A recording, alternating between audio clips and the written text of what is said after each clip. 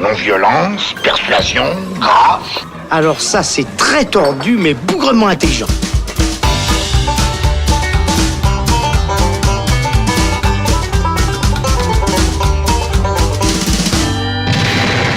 Salut les cinéphiles, bonjour ou bonsoir à tous, c'est Alex. Bienvenue dans le Saloon qui s'attaque aujourd'hui à l'une des franchises horrifiques les plus populaires du cinéma. Je veux bien sûr parler de Halloween et son tueur psychopathe iconique masqué au long couteau. Michael Myers, dit le Boogeyman. Initié par John Carpenter en 1978, Halloween a eu le droit à une dizaine de suites, pour la plupart peu marquantes, mis à part les 2 épisodes signés Rob Zombie qui avaient rebooté la saga. Pour le 40e anniversaire du chef-d'œuvre culte de Carpenter, voici un nouvel Halloween qui débarque dans nos salles le 24 octobre, pile à temps pour Halloween justement, et c'est réalisé par David Gordon Green à qui l'on doit les drames Joe ou Stronger. Et pour en débattre, le Saloon accueille Thomas Gerber. Salut Thomas. Salut. Et Thibaut Ducret, plaisir de te retrouver Thibaut. Plaisir partagé. Bon, alors sortez vos couteaux, on y va. C'est chouette comme métaphore, non? C'est pas une métaphore, c'est une périphrase. Oh, fais pas chier. Ça, c'est une métaphore. Halloween, version 2018, prend place 40 ans après les événements du premier film de 78, tout en oubliant absolument tous les autres films réalisés entre-temps. Place aux retrouvailles macabres entre le tueur psychopathe et Laurie Strode, la survivante du massacre d'Halloween, incarnée à nouveau à l'écran par Jamie Lee Curtis, qui se prépare depuis des années au retour du tueur. À préciser que le lien familial entre Michael Myers et Laurie Strode, qui avait décrété qu'ils étaient frères et sœurs à partir du 2e volet, est aussi volontairement effacé. Vous l'aurez compris, le réalisateur David Gordon Green a voulu opérer un réel retour aux sources en collant à l'esprit et à l'esthétique du film originel. On va vérifier si c'est réussi avec Thomas et Thibaut. Tiens Thomas, qu'est-ce que tu as pensé globalement de cette Halloween version 2018 ? Pour moi, c'est vraiment une réelle déception puisque le film va en fait semer toute une série de pistes assez intéressantes sur ces personnages et surtout sur ce qu'est devenue Laurie, cette femme donc incarnée par Jamie Lee Curtis. Et on se dit dans les premières dizaines de minutes, genre pendant, je sais pas, le premier tiers du film peut-être, qu'il y a vraiment des choses intéressantes à faire et que le film va pouvoir innover et va pouvoir construire quelque chose d'original et puis de surprenant par rapport à ces figures qu'on connaissait déjà. Et puis finalement, je trouve que le film se perd dès en fait que Michael Myers s'évade. À ce moment-là, c'est pour moi pratiquement une catastrophe. C'est mal monté, c'est mal raconté, c'est mal écrit. Bon, on va revenir sur tous ces points, mais du coup, je me suis peu à peu enfoncé dans mon siège et j'ai même fini par rire pendant certaines séquences, en trouver d'autres complètement inutiles. Donc ouais, vraiment une vraie déception. D'accord. On refait un petit peu, en fait, on colle au film originel, on refait un petit peu les scènes iconiques et puis on reprend aussi le contexte de base. Il y a ce tueur psychopathe qui est enfermé, qui va se libérer pour la nuit des masques, la nuit d'Halloween, et puis on va suivre des jeunes adolescents. Jusque-là, en fait, on pourrait croire un peu à un remake, Thibaut, si ce n'est qu'il y a une suite dans la continuité des personnages. Oui, ce qui était intéressant ce coup-ci, c'est que, évidemment, Jamie Lee Curtis revenait dans le rôle phare de Laurie Strode. Carpenter était aussi affilié au projet, il signe la musique et il est vaguement crédité en tant que producteur. Bon, ce qu'il faut savoir, c'est que Carpenter n'en a plus grand-chose à taper de ses films et de quoi que ce soit depuis plusieurs décennies, donc ça, c'était pas forcément un gage de qualité. Là aussi où c'était intéressant, c'est que, évidemment, c'était le 40e anniversaire, il y avait de quoi faire quelque chose. Après, en soi, le projet lui-même, pour rappel, il y avait déjà eu un projet assez semblable à la fin des années 90 qui s'appelait Halloween 20 ans après, où là aussi on ramenait Jamie Lee Curtis, là aussi on faisait fi de toutes les suites qu'il y avait eu après le premier. Sauf que ça restait sa sœur, non ? Ça restait sa sœur, oui, mais c'était la suite directe du premier opus ou du deuxième, sauf erreur, mais sinon on bazardait les 4, 5, 6 qu'il y avait eu entre deux. Et au final, moi je partage l'avis de Thomas, je trouve pas que c'est un film beaucoup plus intéressant que ce fameux Halloween 20 ans après, justement, où il y avait juste l'idée de retrouver Jamie Lee Curtis, mais qu'on n'apportait pas grand-chose à la franchise. Et effectivement, il y a tout un tas de pistes intéressantes qui sont évoquées, notamment le fait de retrouver justement une Laurie Strode qui est devenue complètement parano et qui attend le retour de Michael Myers depuis 40 ans, un petit peu comme le public attend le vrai retour de cette figure phare du cinéma d'horreur. Qui construit une vraie prison dans sa maison, en fait, plein de pièges, exactement. Et il y a aussi cet aspect qui est assez fréquent dans les slashers, dans les suites de slashers en tout cas, où justement le personnage de Laurie Strode connaît le monstre et n'est cru par personne. Et il y a cette espèce de jeu entre le reste des personnages qui est complètement inconscient face à ça. Et et c'était intéressant pour justement ramener vraiment la franchise Halloween sur le devant de la scène, mais au final, comme le dit Thomas, au moment où Michael Myers lui-même revient, ça marche pas. C'est ça, et on se demande en fait même à la fois à qui s'adresse ce film et puis qu'est-ce qu'il peut apporter à la saga en fait. Finalement, c'est vraiment l'impression qu'on a en sortant de ce film. On se dit bon, tout ça, à quoi bon ?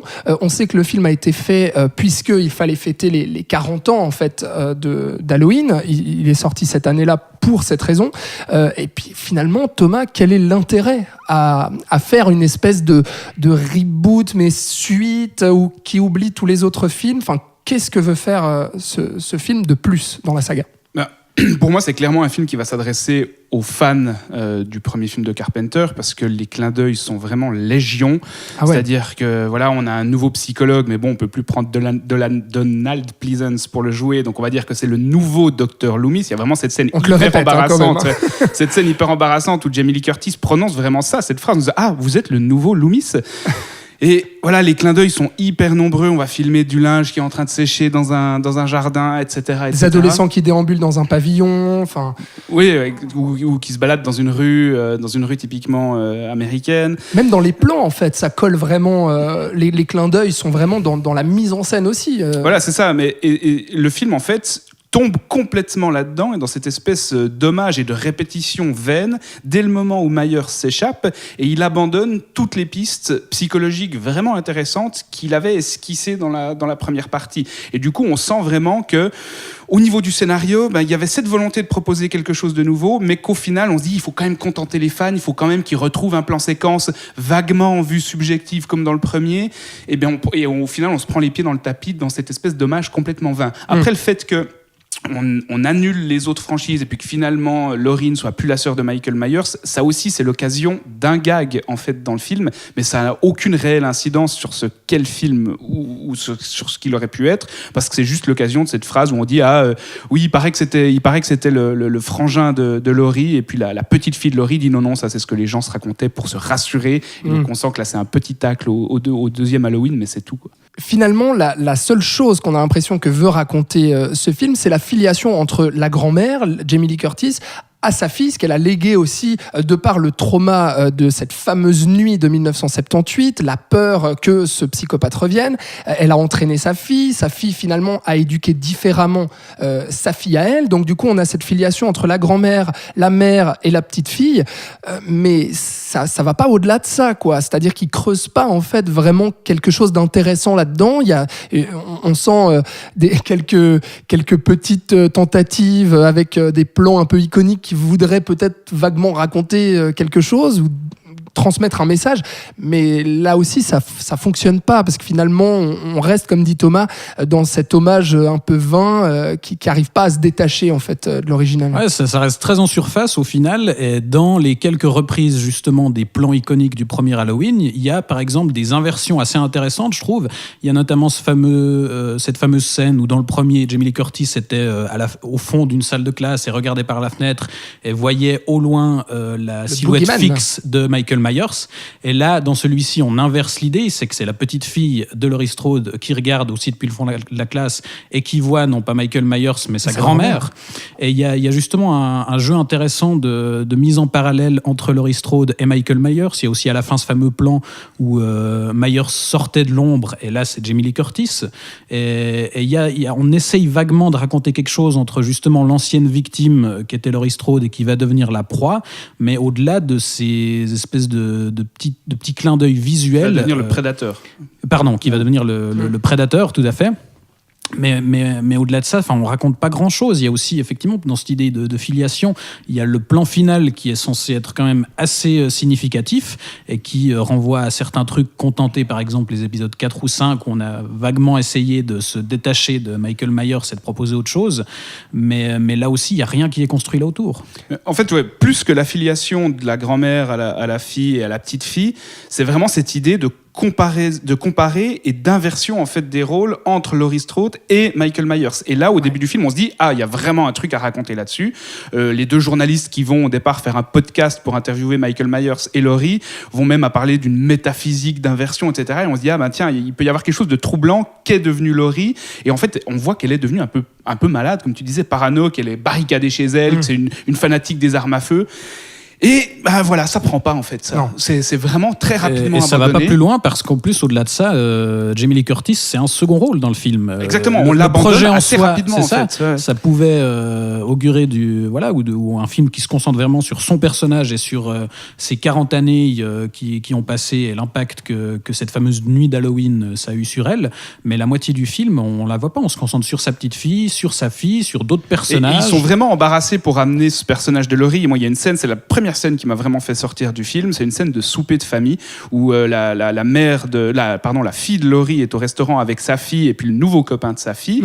Puis les personnages sont assez bien écrits jusque-là, les interactions fonctionnent, et tout à coup, sans aucune transition, la petite fille Laurie va demander à sa mère « Est-ce que tu as parlé à ta mère ?» Et vraiment, ça détonne complètement au milieu de la scène. Finalement, Laurie débarque, et puis c'est vraiment à ce moment-là où je me suis dit « Mais en fait, ils savent pas quoi faire de ces personnages, ils savent plus comment amener Laurie dans ce contexte-là. » Et puis, c'est à partir de cette séquence-là, moi, je me suis dit « il y a quelque chose qui cloche. » quoi. Et qu'est-ce que vous pensez en termes justement d'hommage et puis de filiation par rapport au film original? Qu'est-ce que vous pensez du fait qu'on reste lié à la même peur en fait qu'habitent les personnages et puis ce même puritanisme qui est très présent dans le film de Carpenter? C'était mais là il est plus là. Enfin et puis même pour moi l'idée du puritanisme c'est aussi une lecture qu'on a beaucoup voulu appliquer après coup et qui a été une des principales raisons de critique des slashers. Justement, on tue que les ados qui ont des relations sexuelles, qui fument et qui boivent, etc.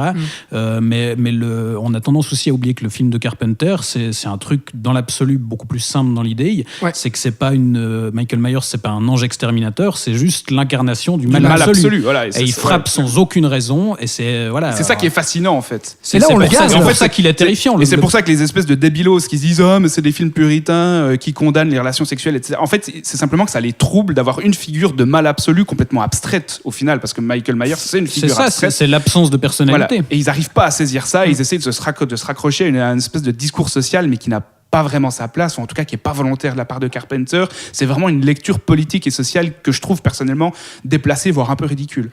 Mais ici, on reste quand même dans cette incarnation du mal absolu. Le mal absolu, oui, mais alors le propos justement puritain, moi je le vois pas dans ce film-là. On reste un petit peu sur les mêmes peurs, c'est-à-dire c'est des enfants qui restent, des ados qui restent seuls. Les victimes de Michael Myers, majoritairement dans ce nouveau film, ne sont pas des adolescents.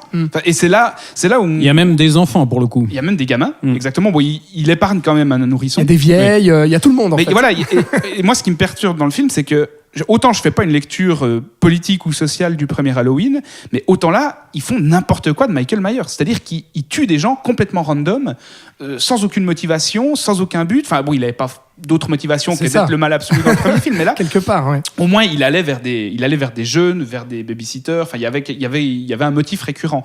Là, moi, il y a des scènes que je trouve particulièrement foiré, notamment ce plan séquence qu'on a beaucoup vu dans la bande-annonce, qui est censé être une relecture du plan séquence d'ouverture du premier Halloween, où Michael Myers, enfant, tuait sa frangine.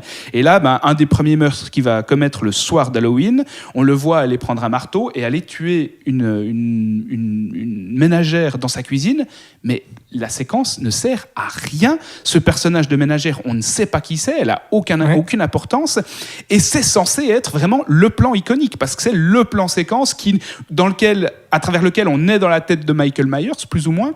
Et en fait, il est complètement gratuit. Je me suis dit, mais qu'est-ce qu'ils sont en train de faire, quoi ? Ça devrait être beaucoup plus important que ça en termes de personnages. Et là, on tue une ménagère random. Disons que c'est intéressant de conserver justement l'absence de raison et d'explication, parce que c'est ça le personnage. Mais là, pour le coup, comme tu le dis, finalement, ça raconte plus rien, quoi. Le massacre dans le garage...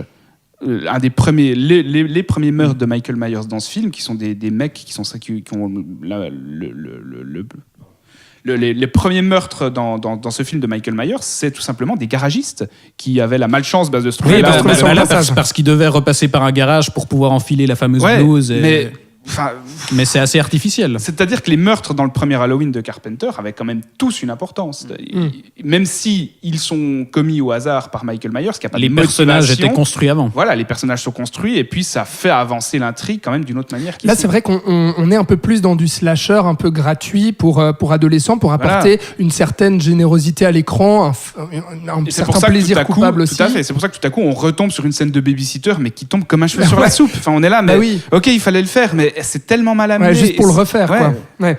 Mais c'est vrai que on a quand même, moi je m'attendais à quelque chose peut-être d'un peu plus sage en termes justement de gore, de meurtre, etc. Il y a quand même pas mal de meurtres assez intéressants montrés où on éclate des têtes, où on égorge des gens. Ouais, il y a quelques effets, mais c'est ça qui est assez étrange aussi, c'est que pour le coup, c'est pas un slasher complètement racoleur comme on peut en avoir de temps en temps. C'est pas non plus le film d'horreur hyper sec que pouvait être le premier, où il y avait finalement quasi pas une goutte de sang. C'est vrai.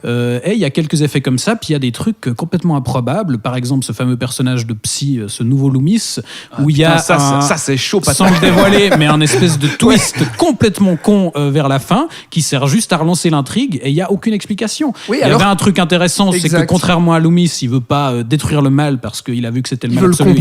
Il veut le comprendre, et il n'y arrivera forcément pas. On aurait pu s'arrêter à ça. Il y avait quelque chose à creuser, mais là, tout d'un coup, il y a une scène où ça vire complètement, et c'est complètement débile. C'est là que tu vois qu'ils savent pas du tout ce qu'ils font avec leur personnage. Ça sert juste à relancer, à libérer Michael et à relancer l'intrigue, et voilà. Bon, on dit beaucoup de mal là, de ce film. Je pense que c'est quand même lié au fait que tous les trois, on est très fans du premier opus, on aime cette franchise, et puis du coup, on attendait quand même quelque chose d'un peu plus audacieux que le produit qui nous est servi. Mais il faut quand même le dire, enfin, je sais pas ce que vous pensez, mais moi, en tout cas, je trouve quand même que ça reste un slasher assez efficace, et puis qu'on peut y trouver son compte quand même.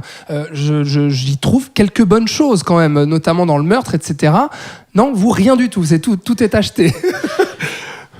Alors disons que si on veut vraiment nuancer les choses, c'est clairement pas le pire épisode de la série. Je rappelle qu'il y avait Halloween Résurrection dans lequel Michael Myers se faisait quand même latter la gueule à coups de prise de kung-fu.